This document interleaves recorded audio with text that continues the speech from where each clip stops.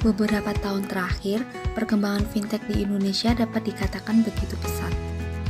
Walaupun sudah sering terdengar di telinga masyarakat, apakah kamu sudah tahu bagaimana sejarah serta perkembangan fintech? Yuk kita cari tahu lebih dalam lewat video kali ini. Teknologi finansial atau fintech merupakan penggunaan teknologi dalam sistem keuangan yang menghasilkan produk, layanan, teknologi, dan atau model bisnis baru, serta dapat berdampak pada stabilitas moneter, stabilitas sistem keuangan, dan atau efisiensi, kelancaran, keamanan, dan keandalan sistem pembayaran. Perkembangan teknologi finansial membawa manfaat bagi konsumen, pelaku usaha, maupun perekonomian nasional.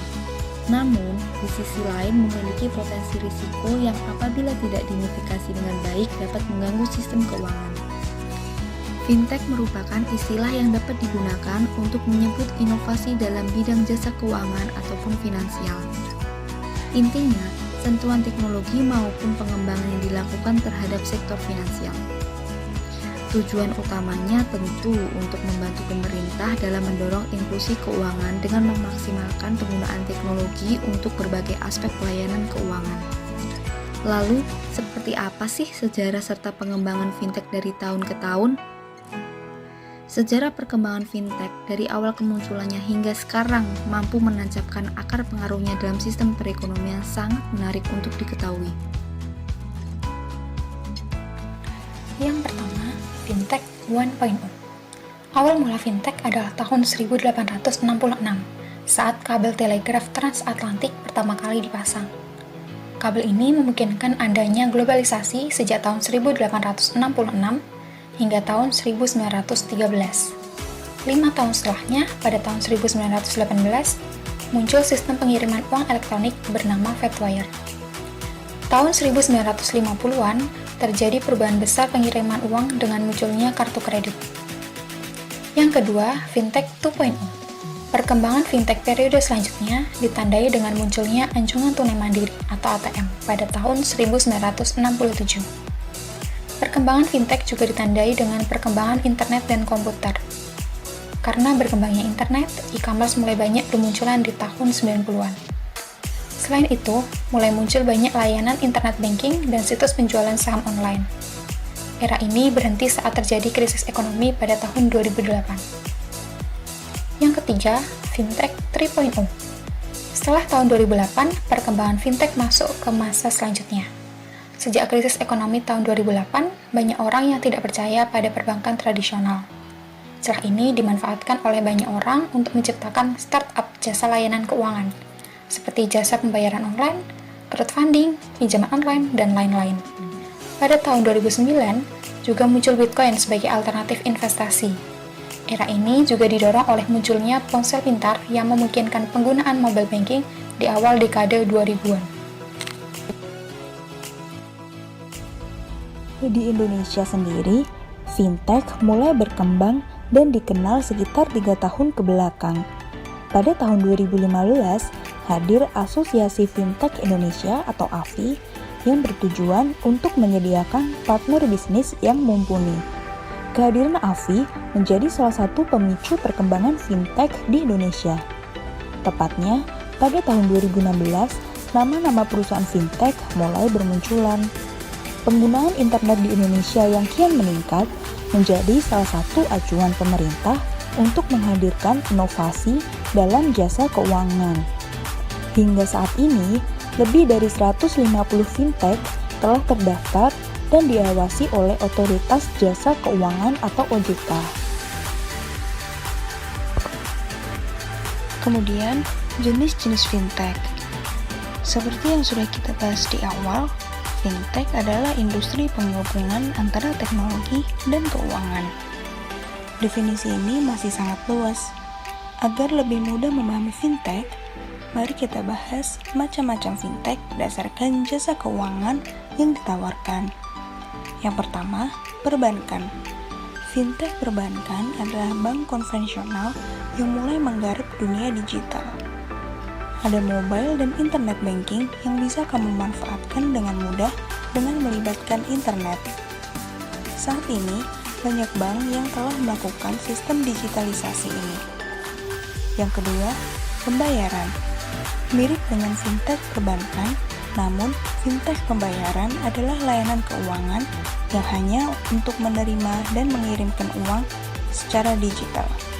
Untuk menggunakan layanan ini, kamu tidak perlu memiliki rekening bank. Contoh fintech ini adalah PayPal. Yang ketiga, pinjaman keuangan atau peer-to-peer lending atau yang biasa kita sebut P2P. Melalui fintech, kamu juga bisa mendapatkan berbagai pinjaman keuangan, terutama fintech P2P lending. Untuk pinjaman keuangan P2P, seorang calon peminjam uang akan dipertemukan secara virtual dengan investor yang berniat meminjamkan uang. Ingat, jangan lupa untuk memilih startup fintech yang telah diawasi oleh OJK untuk menjaga agar transaksimu tetap aman. Yang keempat adalah crowdfunding. Urun dana atau crowdfunding adalah salah satu layanan fintech yang mungkin sering kamu dengar. Biasanya ada dua jenis tujuan crowdfunding. Yang pertama, untuk amal. Nantinya uang akan disumbangkan kepada yang lebih membutuhkan. Yang kedua, untuk donasi. Yang diberikan kepada pengusaha nantinya digunakan untuk membuat konten, berkarya, dan lain-lain. Yang kelima adalah produk asuransi. Fintech asuransi adalah alternatif asuransi konvensional yang biasanya memakan waktu yang lama untuk membelinya. Melalui fintech ini, kamu bisa mendaftar asuransi hanya dalam hitungan menit. Jenis asuransi yang ditawarkan pun bermacam-macam, mulai dari kendaraan hingga kesehatan. Produk yang keenam adalah tabungan dan investasi. Ada juga perusahaan fintech yang bergerak di bidang tabungan dan investasi. Jenis-jenis investasi online yang bisa kamu lakukan di startup ini adalah peer-to-peer lending, reksadana, emas, hingga Bitcoin. Dan yang terakhir adalah layanan Artificial Intelligence Finansial. Fintech layanan AI atau Artificial Intelligence adalah fintech yang akan membantumu dalam membuat keputusan finansial. Kamu bisa memasukkan portofolio saham ke fintech ini, dan risiko serta preferensimu akan dikalkulasi menggunakan algoritma. Layanan ini juga sering disebut dengan robo-advisor atau penasehat robot.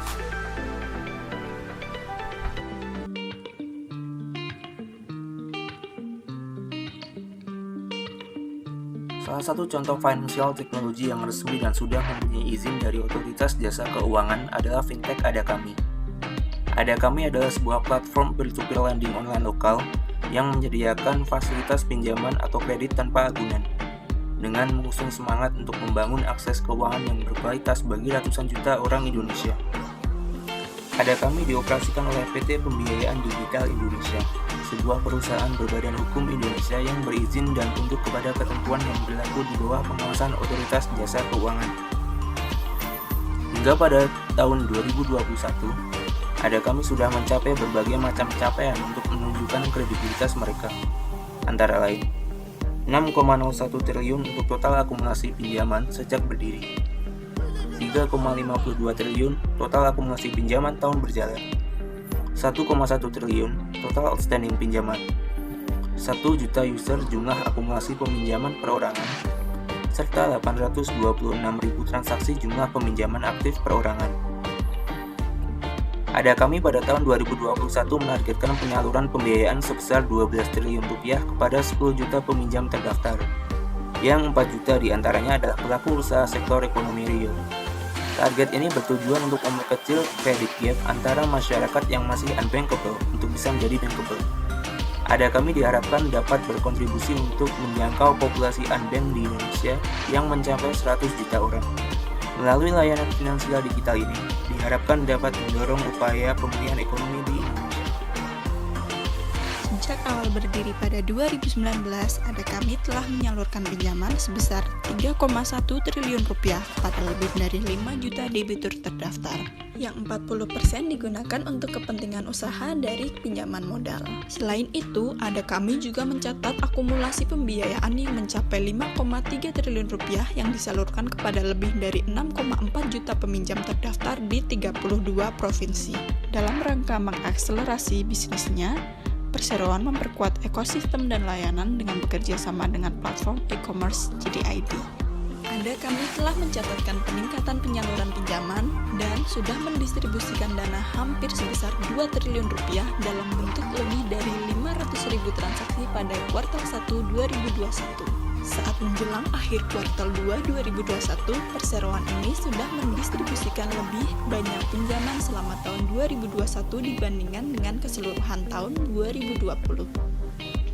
Menggandeng JDID, ada kami menyediakan pembiayaan hingga 30 juta rupiah dan masa angsuran sampai dengan 12 bulan. Sebagai salah satu startup unicorn dengan valuasi lebih dari 1 miliar US dollar, JDID menjadi mitra strategis ada kami dalam membuka akses yang lebih mudah dan lebih dekat kepada para pelanggan. Menurut data statistik yang kami kutip dari Otoritas Jasa Keuangan, sepanjang tahun 2020, fintech termasuk industri yang baik dengan naiknya tingkat pertumbuhan sampai 26,47% dibanding tahun 2019. Kontribusi fintech terhadap program pemulihan ekonomi nasional juga cukup besar, di mana sebesar 262,16 miliar rupiah disalurkan kepada sekitar 48.000 lebih rekening peminjam. Selain itu, potensi fintech cukup menjanjikan, terutama sebagai alternatif pendanaan bagi UMKM. Munculnya fintech, khususnya dengan tipe P2P lending atau pinjaman online, menawarkan produk kredit yang lebih cepat dan lebih mudah prosesnya dibandingkan mengajukan pinjaman melalui bank. Jelas, produk kredit online seperti ini menarik dan diminati untuk banyak orang.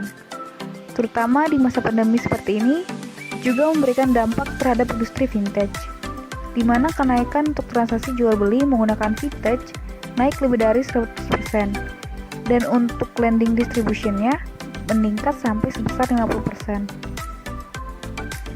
Tetapi, kita juga harus bersikap bijak dan waspada untuk terus berhati-hati terhadap mereknya pinjaman online ilegal atau tanpa izin resmi dari OJK yang terus meningkat. Meski ekonomi dan keuangan terdampak pada pandemi COVID-19 ini, jangan sampai teman-teman terkena salah satu rayuan fintech ilegal. Ini ya, selalu cek legalitas fintech melalui OJK. Melalui paparan informasi mengenai fintech ini, semoga teman-teman sudah paham apa itu fintech, jenis-jenisnya, dan mengapa fintech dianggap sebagai solusi untuk masa depan. Semoga bermanfaat.